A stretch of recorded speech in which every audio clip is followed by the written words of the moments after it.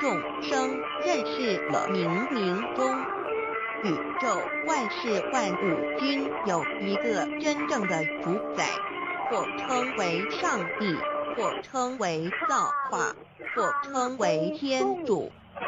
我们称其为道或无生老，均是一名而同义。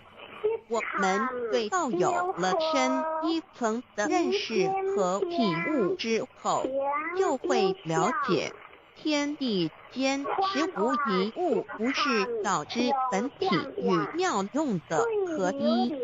因此道虽然含在各大教门的经义，为千门万教的总源头，确实不局限于宗教的领域里。